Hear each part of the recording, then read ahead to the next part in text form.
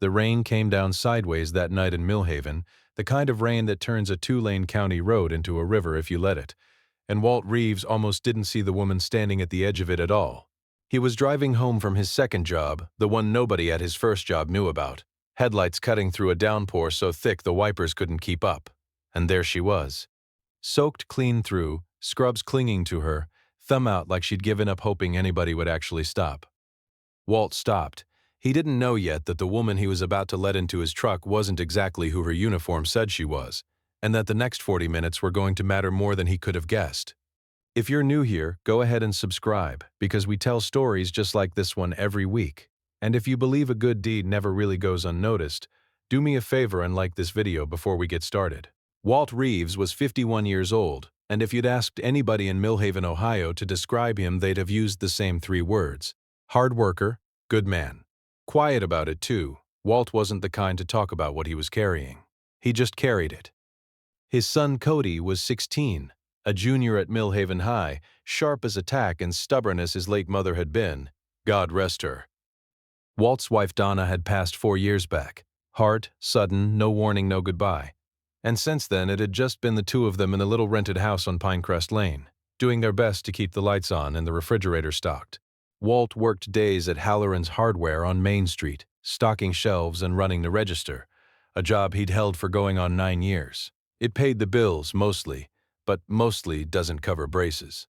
And it sure doesn't cover the kind of truck repairs that come due on an old Ford with 200,000 miles on it. So 3 nights a week after his shift at Halloran's ended, Walt drove for a rideshare app out of his own pocket and his own gas tank, picking up whoever needed a ride around Millhaven and the surrounding county until well past midnight. He never told anybody at Halloran's about the second job. There's a particular kind of pride in small towns, the kind that doesn't want pity, doesn't want the neighbors whispering about the Reeves family struggling. Walt just did what needed doing and kept his head down about it. That Thursday night in October, the rain had been falling since 4 in the afternoon, and by 10 o'clock it had turned into the kind of storm that makes even longtime Ohio folks nervous on the back roads. Walt had 2 fares left on his app before he could call it a night and go home to make sure Cody had actually done his algebra homework and not just said he had. He almost missed her. She was standing on the shoulder of County Road 9. No umbrella, hospital scrubs soaked through to nothing, hugging herself against the cold. No car in sight. No house close enough to explain how she'd gotten there on foot. Walt slowed the truck and rolled down the window. "Ma'am, you all right out there?" She turned, and for just a second, Walt would think about this moment a lot in the weeks that followed. There was something careful in the way she looked at him, sizing him up. Then it passed, and she just looked exhausted, the way anybody would, soaked to the bone on a county road at 10 at night. "Car broke down about a mile back," she said. "Phone's dead. I was hoping somebody'd come along." "Well, I came along," Walt said. "Get in, get out of that rain. I'm headed toward town anyway." She hesitated. Just a half second, just enough that Walt almost asked if she'd rather wait for someone else. And then she climbed in, dripping all over his passenger seat, and didn't seem to mind that Walt didn't mind either. "Name's Walt," he said, pulling back onto the road. "Walt Reeves." "Sarah," she said. "Sarah Combs, I appreciate this more than you know." Here's something Walt Reeves didn't know about Sarah Combs, sitting there in his passenger seat with rainwater running off her ponytail. Her name wasn't really Sarah Combs at all. And the only thing accurate about her appearance was that she actually did know her way around a hospital, on account of having worked 2 years as a real ER nurse before she'd ever pinned on a badge. Sarah, or rather Detective Maren Holt, attached to a joint state task force out of Columbus, had spent the last 6 weeks undercover in Millhaven, posing as a traveling nurse picking up shifts at the county hospital, building a case against a prescription drug ring that had been quietly poisoning half the county for the better part of 2 years, oxycodone mostly. Diverted from hospital supply by way of a corrupt pharmacy tech and distributed through a network that ran deeper than anybody in Millhaven would have guessed, touching church groups and high school parking lots alike. That night, her car, actually a department vehicle rigged to look like a beat-up Civic, had been disabled, not broken down. Disabled on purpose by somebody in the ring who'd gotten suspicious of Sarah asking one too many questions on her last shift. Her cover wasn't blown yet. Not completely, but it was cracking, and her backup wasn't due to check in for another 2 hours. She was standing on a dark county road in the pouring rain because the alternative was far worse than getting wet. She hadn't expected an actual hardware store stock clerk in a 14-year-old Ford pickup to be the one who stopped. She'd half expected, frankly, that nobody would stop at all on a night like that, and she'd have had to walk the last 3 miles into town. When Walt rolled down his window and asked if she was all right, some old, half-forgotten part of her, the nurse part maybe, or just the part of her that remembered being a person before she'd been an assignment, felt something close to relief that surprised her. She studied him without making it obvious. Tired eyes, calloused hands on the wheel, a faded ball cap from a hardware store stitched above the brim. Nothing about Walt Reeves raised a single flag in 6 weeks of trained instinct. He was exactly what he looked like.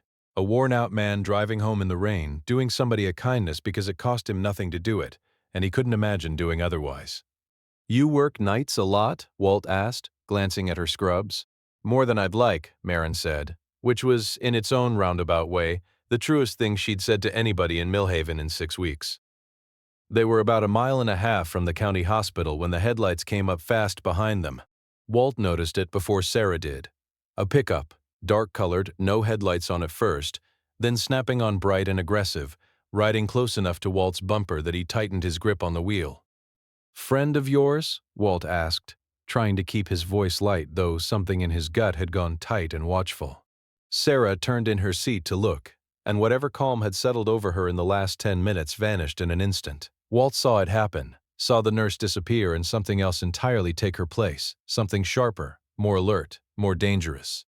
"Walt, I need you to do exactly what I tell you, and I need you to trust me," she said, and her voice had changed too, lost its softness, gone flat and clipped and certain. "Do not stop this truck. Do not slow down. Take the next left onto Route 4 hard, now." "What's going on? Now, Walt?" Something in the way she said it, not panicked, not hysterical, but commanding, like someone who'd given orders under pressure before and expected them followed, made Walt's hands move before his brain finished catching up. He cut the wheel hard left onto Route 4, tires sliding on wet asphalt, the truck behind them swerving to follow, headlights swinging wild across the rain-streaked windshield. "Sarah, you want to tell me why a fella's chasing my truck through a thunderstorm?" "My name's not Sarah," she said, pulling something from inside her soaked scrub top, something small and hard that Walt's brain took a half-second too long to recognize as a badge. "Detective Marin Holt, State Task Force.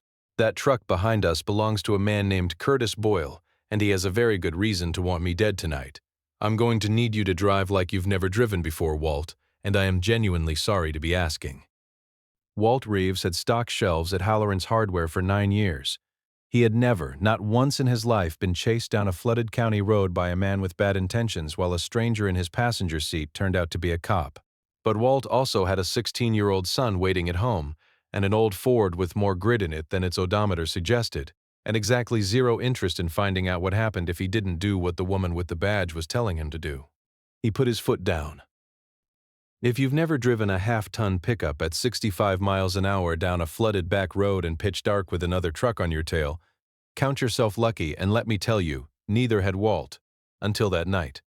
The rain made everything worse, visibility down to maybe 30 feet, Walt's headlights catching nothing but silver sheets of water and the dark shapes of cornfields blurring past on either side.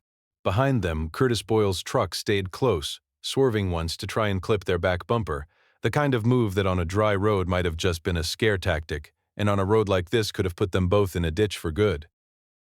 "There's a turnoff up ahead, half-mile gravel road on the right," Marin said, gripping the door handle, voice still steady even as the truck fishtailed slightly on a curve.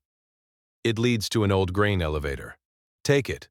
That dead ends, Sarah, Marin, whatever your name is, that's a dead end." "I know," she said. "That's the point. My backup's tracking my phone's last known signal. And Boyle doesn't know that. We get him to follow us down a dead end. He's boxed in same as us, except now there's 2 of us and 1 of him. And I've got a sidearm and about 4 years of training he doesn't know I have." Walt didn't love the plan. Walt, in fact, hated the plan considerably. But there wasn't a version of the next 30 seconds where arguing about it improved anything. So he took the turnoff, gravel spraying out behind the tires, and gunned it toward the looming dark shape of the old grain elevator ahead. What happened next took less than 2 minutes, though Walt would later swear it felt like 20. Curtis Boyle's truck skidded into the gravel lot behind them, and Boyle himself, a heavy-set man in his 40s, Walt vaguely recognized from somewhere. Maybe Sunday services at First Baptist, which made the whole thing feel even stranger, came out of his truck with something in his hand that Walt's stomach told him not to look at too closely. Marin was out of the passenger door before Walt had even put the truck in park, badge raised in one hand, voice carrying clear and hard across the rain. "Curtis Boyle, State Police, get on the ground now." Boyle didn't get on the ground. Boyle raised what was in his hand, and for one long, terrible second, Walt thought he was about to watch something happen that he'd spend the rest of his life trying not to remember.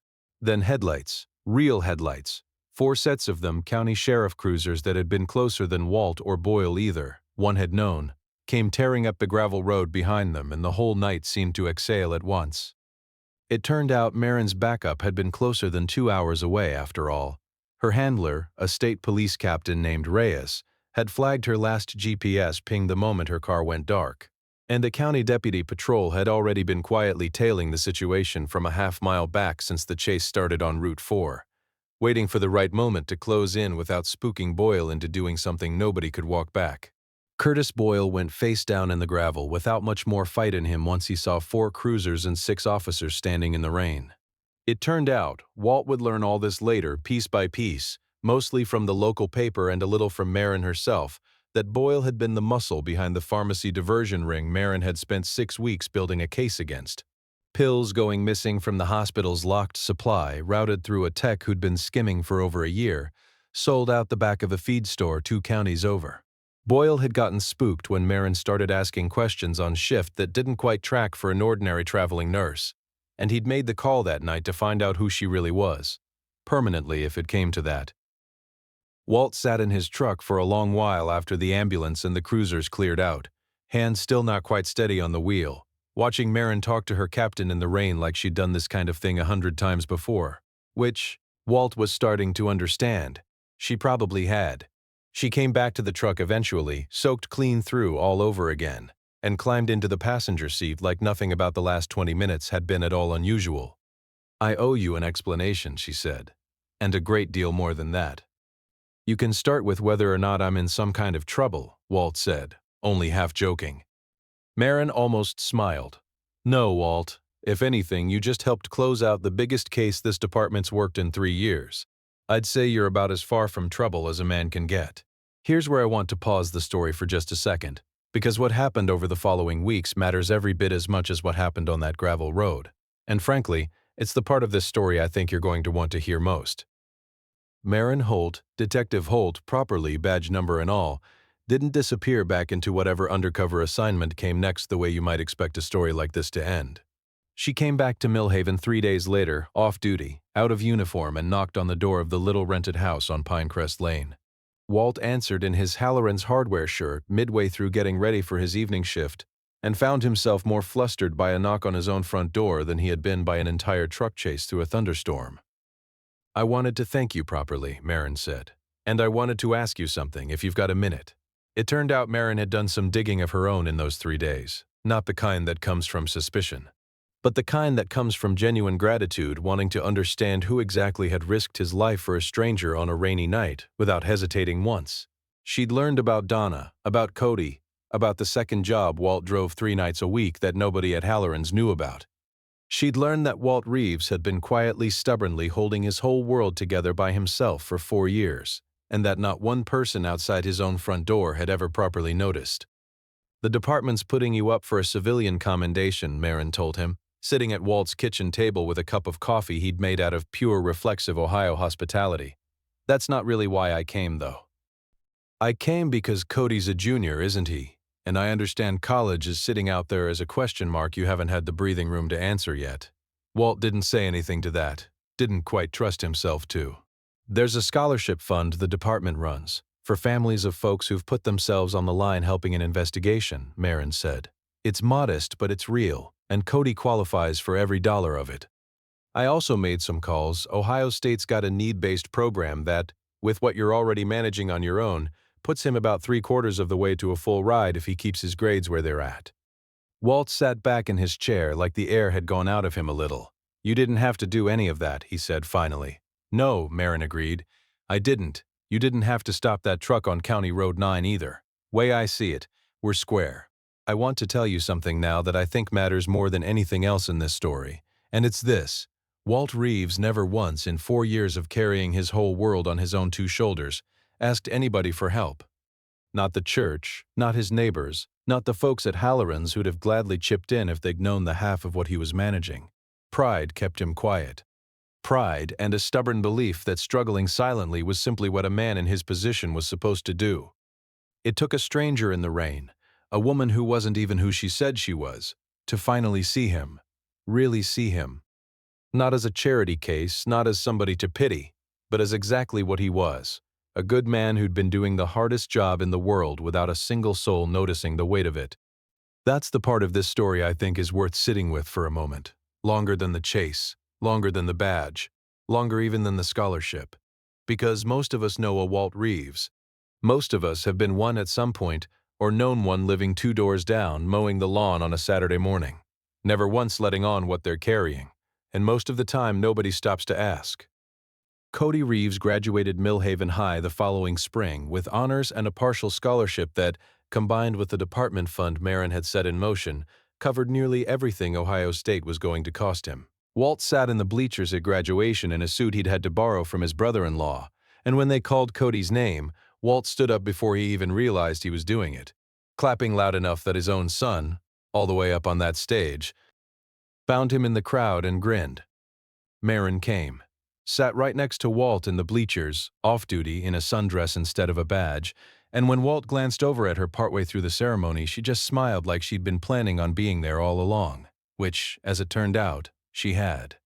Walt still works at Halloran's, still stocks the shelves, still runs the register, still knows half the regulars by name and the other half by what they usually buy. He doesn't drive the rideshare nights anymore, not because he couldn't use the money, but because Marin, who by now had become something a good deal more permanent in the Reeves family's life than either of them had expected that rainy October night, had quietly made sure it wasn't a necessity anymore. Folks in Millhaven still talk about it sometimes down at the diner on Main Street the night Walt Reeves picked up a stranded nurse on County Road 9 and ended up in the middle of breaking up the biggest drug case the county had seen in a decade. Walt mostly just shrugs it off when it comes up. Wasn't anything special, he'll tell you. Saw somebody standing in the rain who needed a hand. Didn't seem like much of a choice to me. Maybe that's the whole lesson. If you're looking for one, the world doesn't usually announce when it's about to test what kind of person you are. It just puts a stranger on the side of the road in the pouring rain and waits to see if you stop. Walt stopped, and it turned out that single decision, made in less than a second for no reason except that it was the right thing to do, ended up changing the whole shape of his family's life. If this story meant something to you tonight, I'd be grateful if you'd take just a moment to like this video and subscribe to the channel, because there are a great many more stories just like Walt's still waiting to be told. And I'd love nothing more than to share them with you. And if a story like this ever happened to you, or to somebody you love, I'd truly love to hear about it down in the comments. I read every single one.